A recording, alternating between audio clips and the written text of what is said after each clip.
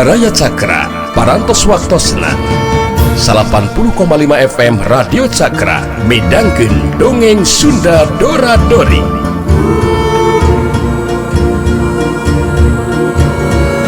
Simkuring sapara kanca ngahaturkeun wilujeng ngadangukeun.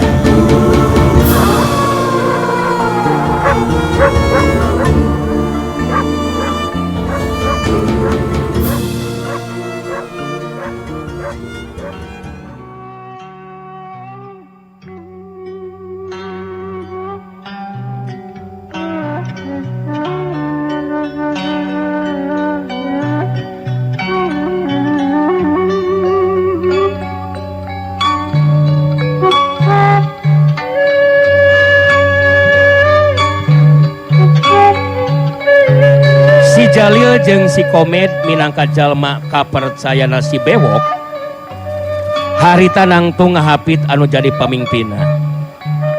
Si Bewok muterkeun paneuteupeuna ka anak-anak buahna. Teu lila terus nyarita sorana ngalung simak jeung pangaribawa pikeun anu ngadengekeunana. Silaing sakabeh anggota Karaman Macan Lian. Dina penting ieu urang geus waktuna bakal ngaranjah ka Lemur Jatisari euy. Wayana kitu maraneh kudu bener-bener siap dina ngalaksanakeun tindakanana euy. Kade sia dengekeun. Montong asa-asa sia. Mun aya anu ngalawan langsung bereskeun, paragatkeun nyawana. Geus teu kudu diberi ampun deui. Karti teu? Siap Karti. Sakabeh anggota ngajawab saur manuk meh bareng. Khusus kenaan si Jalil jeung si Komed ku dewek diberi parentah kudu nyulik mawa Siningsih euy. Nyata pamajikanna si Wikarta. Sedengkeun dewek bakal jing hareupan pupuhu paguron. Nyaeta pupuhu paguron Culabadak alunlah si Wikarta. Si Wikarta kawilang musuh satru kabuyutan dewek euy. Dina peuting ieu mangrupa peuting anu panungtungan keur si Wikarta delehkeun wina waktuna. Kanyeri hate anu geus lila disidem bakal dibayar dina peuting ieu. Pokona mah geus jadi katangtuan euy. Sakur harta bana pengesi lemur kurun bawa kabehanana montong aya nu disesakeun euy. Karti teu? Karti. Murid-murid paguron Culabadak pasti nying hareupan kakuatan. Tah kitu euy. Wayana kitu ilaing sakabeh montong satengah-setengah euy dina ngalakukeun tindakan. Pokona mah murid-murid paguron Culabadak teh pasti hareupan kakuatan urang euy. Lawan nu dising harapan kudu diperenan motong diberi diampun. Saperti hana engke dewek anu bakal adu harapan ngalawanan si Wikarta euy. Dina peuting ieu eta mangkeluk bakal paragat nyawana. Geus moal bisa nenjo di palon poe isukan euy. Deulekeun ku silaing bisi teu percaya maka dewek. Silaing sakabeh percaya karena kemampuan dewek teu? Percaya bisa. Anggota Karaman ngajawab deui meh bareng. Si Bewok bangun anu yakin karena kemampuan dirina. Mangsa tepung tarung jeung Wikarta dirina bakal aya dina kaunggulan. Nu jadi lawan bakal ajal binasa ku leungeunna. Sedengkeun Wikarta anu keur dibayangkeunana harita keur ngariung jeung para muridna dari Uksila di Balai Pasewakan. Wikarta diukna dihapit ku Sobri jeung Marlan. Mangrupa dua urang murid kapercayanana. Wikarta muterkeun paneuteupeuna ka murid-murid paguron Culabadak anu jumlahna ngan saukur 15 urang. Sikap jeung caritan Wikarta tetep tenang, tapi ngalung wibawa pikeun para muridna. Luyu jeung pangimutan Karaman macan liar nu dipingpin ku si bewok datang nangaranjah ka Pilemuran teh sok aya heuleut waktu 4 poe. Tumali jeung eta dina peuting ieu eta pihak Karaman henteu mustahil bakal datang ngaranjah ka lembur urang. Tumali jeung eta dina peuting ieu urang kudu bener-bener iatna waspada. Gunakeun akal jeung pikiran ulah ngan sakadar nganalkeun jurus jeung karikatan wungkul. Anu leuwih penting deui urang ulah reka anggap enteng pangarti lawan omat ieu. Ngan sok sanajan kitu lain ngandung harti urang kudu jejeri risiko pati rempan ku ajal. Sabab nu dilakukeun ku urang nyata nying hareupan kakuatan Karaman anu bakal ngaruksak ka pangeussi ieu Pilemuran. Wikarta eureun heula nyaritana bari muterkeun di paneuteupeuna. Bangun anu hayang ngajujugan kana eusi hate para muridna anu harita pada caricing ngusirkeun perhatianana ka anu jadi guruna. Sabenerna urang henteu miharep kudu patelak jeung sasama. Sabab urang diajar kana ilmu bela diri teh lain rek nandasa ka sasama. Tapi kedatangan Karaman macan liar anu ngaranjah ka ieu Pilemuran ngajadikeun keur pihak urang taya dipilihan pikeun nying hareupan eta kaayaan. Naon sabab? Sabab memang geus sakuduna urang kudu bebela. Sabab dulu urang anu sejena jelas ngan saukur bisa macul jeung ngored. Ngan sok sanajan kitu arinya natang tu bakal ngabantu ka urang luyu jeung kamampuanana. Kuayana kitu geus siap arandi kapikeun anu hareupan jeung pihak Karaman. Siap.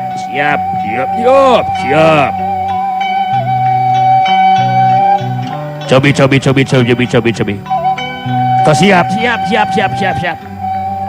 Murid paguron Cula Badak ngajabab patemalan bari ngangkat leungeun katuhuna ka luhur nandakeun hate anu geus gemleng ku kawani. Wikarta ngarasa reueus hatena ningali sikap jeung kawani para muridna. Sedengkeun ningsih nu aya di jero imah dina peuting harita masih keneh can sare. Ningsih merhatikeun kalebah Darma nu geus sare tibra. Bacai terus ngabayangkeun kajadian nu bakal lumangsung mangsa Wikarta anu jadi salakina Ijen Wawasen tarung patutunggalan jeung Gopar alias si Bewok pamingpin Karaman macan liar. Malah nu jadi salaki nepikeun ka hanteuna lantaran kasoran. Ningsih hatena galecok ngomong sorangan. Ideuh teuing Darma anak emak.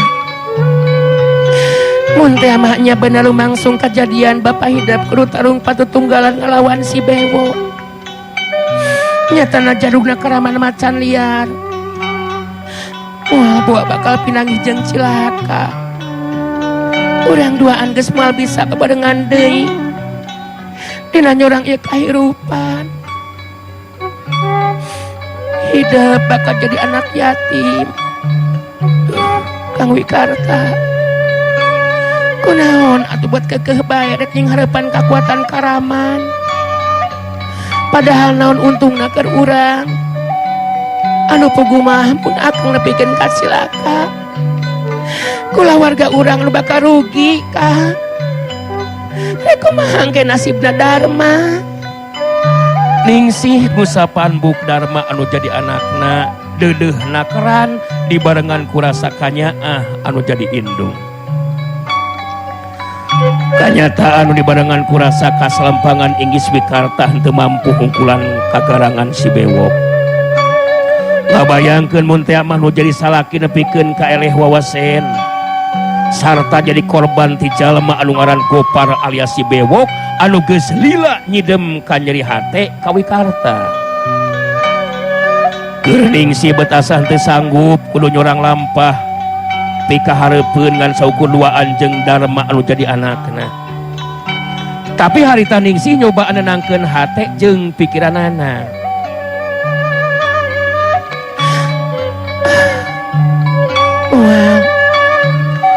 Wikarta malepikeun ka cilaka.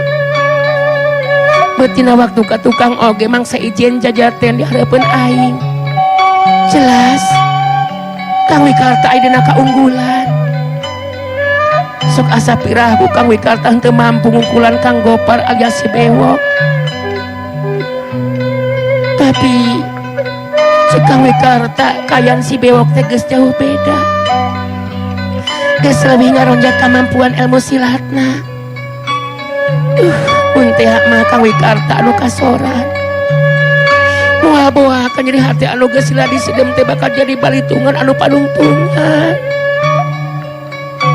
Tapi Kang Wikarta bakal selamat. Pasti bakal ada keunggulan. Kitu galecokna hate Ningsih dina waktu harita. Kabayang deui ku Ningsih kajadian waktu Wikarta jeung Gopar ijen wawasen di hareupeunana. Mangsa merebutkan cintana Ningsih. Waktu dari Ningsih dipihukum ku Wikarta, harita Gopar mah terus ngereles indit tanpa pamit, malah ka Mbah Wigena anu jadi guna oge henteu bebeja. Kaayaan peuting harita memang beda karasana ku Wikarta.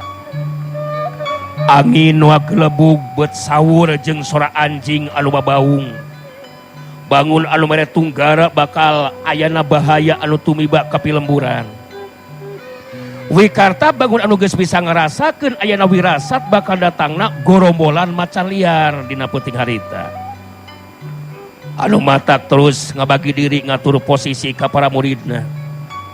Curingkang, curelat, curelat, curingkang. Teu beda ti bayangan-bayangan setan marakayangan anu keur neangan mangsa harita anggota gerombol macan liar datang atau daratang ka pilemburan. Kajadian saterusna peuting anu teh simpe jadi ribut kudu tarung. Sora ting belentrangna pakarangan jeung ting kelerona anu kapeunengan ku panarajang lawan. Ngajadikeun pangeusi pilemburan ngahep-hep caricing di jero imahna masing-masing dibarengan ku hate anu tagiweur teu puguh. Maranehna pada ngarti gerombolan macan liar geus datang ngaranjah ka pilemburan. Kadatangan gerombolan macan liar dising hareupan ku murid-murid ti paguron Cula Badak. Di tempat nu rada anggang di lebah lahan anu lega. Marancuh tangtung dua cirim anu keur adu hareupan nyatana Wikarta jeung Gopar alias si Bewok. Dina kayaan beri jeung nulak cangkeng harita si Bewok neuteup seukeut ka Wikarta. Teutepan anu semu hurung pangaruh perasaan hayang malas kanyeri anu geus lila disidem dina jero hatena. Wagih deui jeung dewek ayeuna Wikarta euy. Tapi si Gopar dina waktu ayeuna geus robah lain si Gopar. Ayeuna dewek geus jadi si Bewok euy. Dina peuting ieu dewek bakal ngayakeun palitungan euy.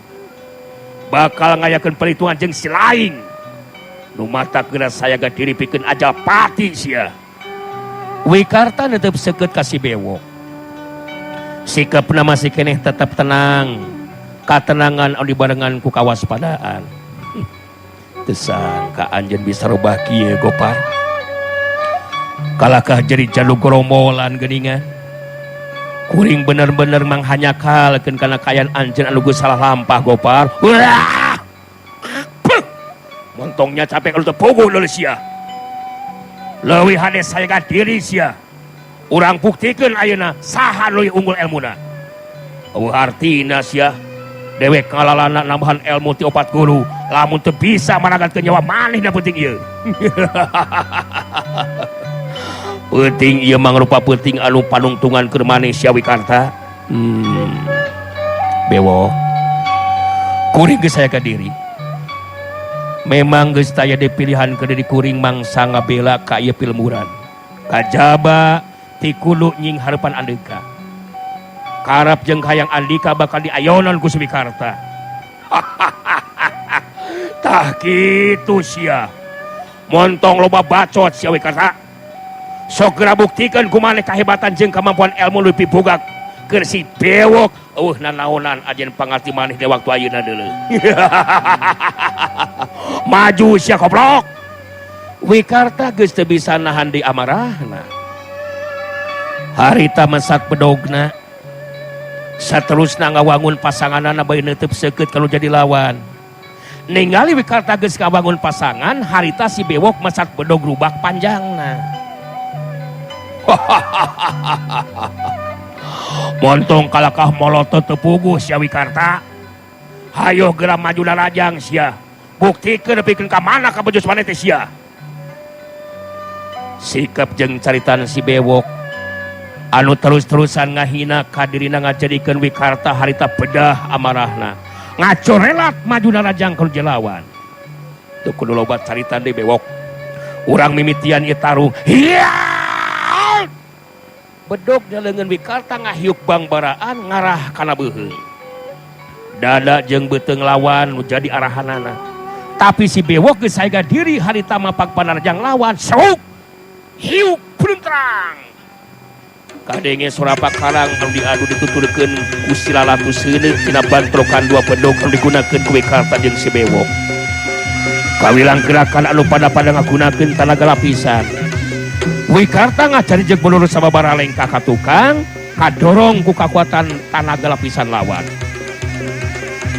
Ku Wikarta bisa karasa leungeun anu nyekelan bedog asa singsireumeuun. Nandakeun kakuatan tanaga lapisan si bewok nyata leuwih kuat. Wikarta jadi lebih waspada. Sedengkeun si bewok harita terus cerita deui bari teu oleh dibarung jeung seuri.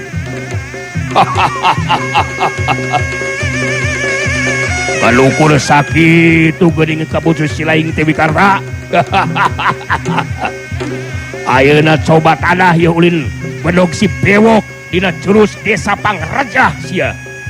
10 jurus anu mampu maragakeun nyawa lawan. Geus loba nu jadi korban deuleu sia. Bedog dewek calu asup di kana sarangkana lamun tacan buyuk getih lawan deuleu. Coba rasakeun sia ye jurus anu kahiji. Iya. Si bewok maju narajang matakeun bedog panjangna dina jurus kahiji dasa pangreja. Kawilang ilmu silat anu asing keur Wikarta. Sabab lain ilmu silat ti Mbah Wigena anu jadi guru manehanana duaan. Wikarta bisa nakis bedog si bewok tapi tacongan sukatu si bewok anu keuna kana iga burungna teu bisa disingkahan. Diak das. Dari deug. Wikarta mundur ka tukang sababaraha lengkah. Si bewok ngalengak seuri bangun anu suka sugema hatena.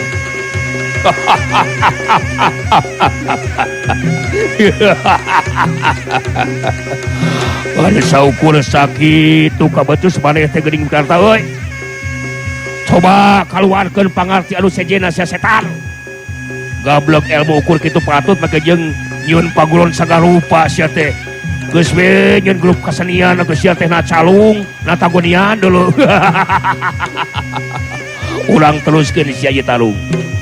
Wikarta bagi tambah waspada. Sabab jelas kemampuan ilmu silat jeung kakuatan tenaga lapisan si bewok leuwih kuat batan anu aya dina dirina Wikarta. Itu loba carita bewok. Kuring geus saega diri sapinuh nanying hareupan naon bae kajadian anu bakal tumiba deuleu. Si Wikarta moal make kulu cecerit ku pati deuleu.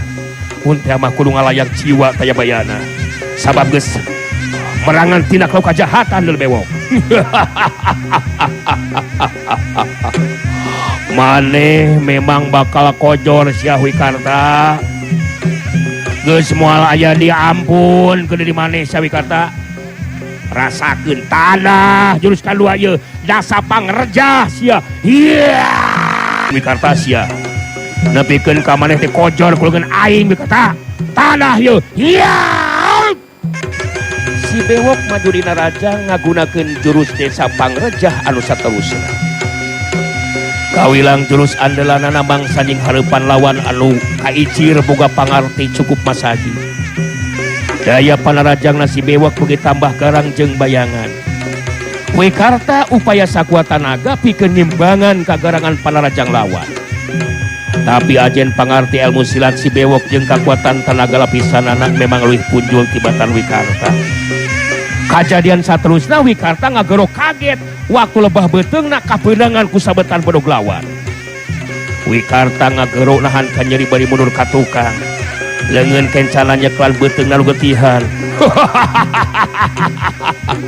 Karek beteung sanu beunang teh Wikarta.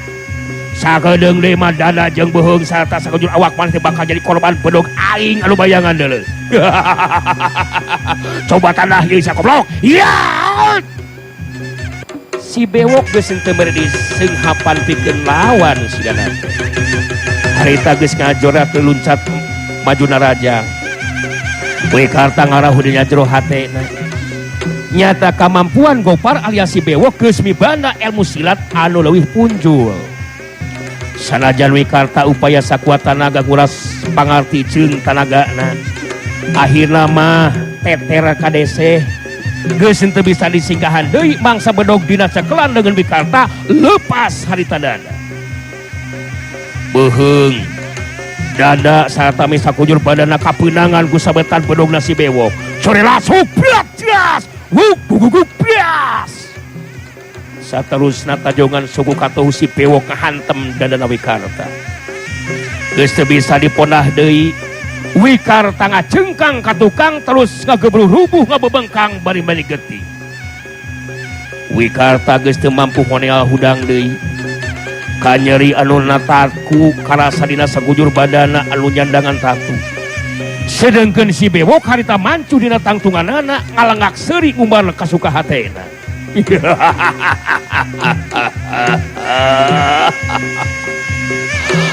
Akhirna mah punah sia ka nyeri hati aing anu geus ladi sidam dina jero hate teh sia. Sugema suka-sugema aing ninggalina oge. Si laing bener-bener modar ku leungeun aing sa Wikarta. Rasakeun kumaha di mata kojor. Sining si aina bakal jadi milik aing sia Wikarta.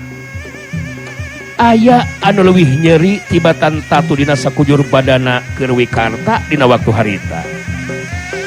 Nyatana ka nyeri hate ngadenge caritaan si bewok anu bakal mawaningsih secara paksa dibawa ke tempat pamukimanana. Caritaan si bewok memang teu nyalahan. Sabab waktuna seep. Waktosna baraya cakra geuningan waktosna parantos teu nya kapan deui. Cak kanggo dinten ieu dongeng Sunda urang cekapkeun heula mung deui ka dieu enjing urang teraskeun deui nya. Tah kitu. Atuh samentawi sim kuring dora-dori amit mundur amit mungkur hatur nuhun tina sageluruh piparatosanana. Mios.